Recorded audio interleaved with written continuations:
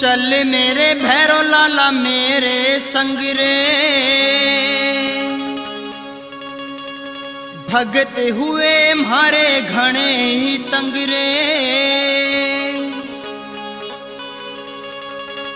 चल मेरे भैरो लाला मेरे संग रे, चल मेरे भैरो लाला मेरे संग रे, भगत हुए मारे घणे ही तंग रे, भगत हुए मारे घणे ही तंग रे। ओ चल भगतों के संकट काटे, चल भगतों के संकट काटे, दिखा दे भैरो अपना रंग रे। चल मेरे भैरो लाला मेरे संग रे, भगत हुए हमारे घणे ही तंग रे, चल मेरे भैरो लाला मेरे संग रे, भगत हुए हमारे घणे ही तंग रे।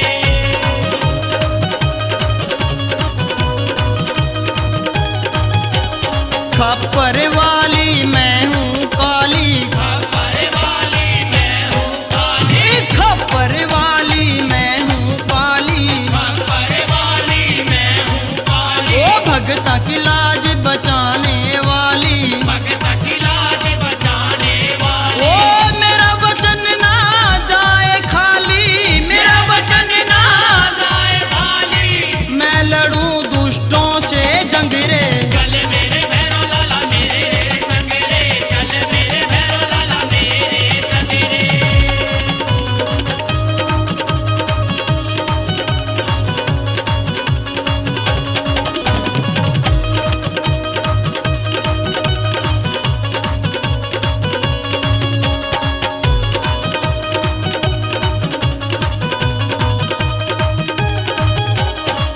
संकट पे चिमटा बजाइए, संकट पे चिमटा बजाइए, ओ तू संकट पे चिमटा बजाइए, संकट पे चिमटा बजाइए। भैरो अपना जलवा दिखाइए, भैरो अपना जलवा दिखाइए। ओ घर भगता के लड्डू खाइए, घर भगता के लड्डू खाइए, भोग मिले तन मस्त मलंग रे। चल मेरे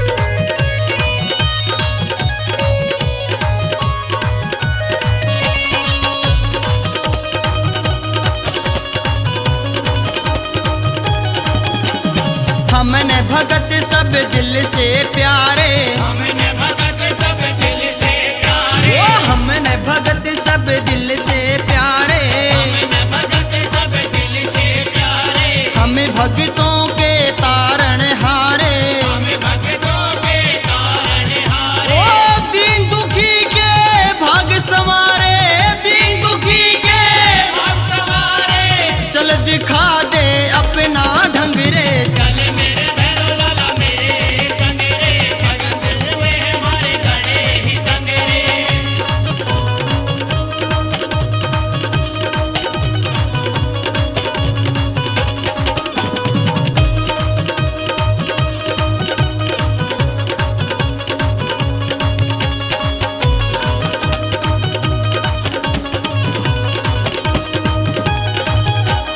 पवन भगत है हमने प्यारा, पवन भगत है हमने प्यारा, ओ पवन भगत है हमने प्यारा, पवन भगत है हमने प्यारा। जिसने दिल से हमको पुकारा,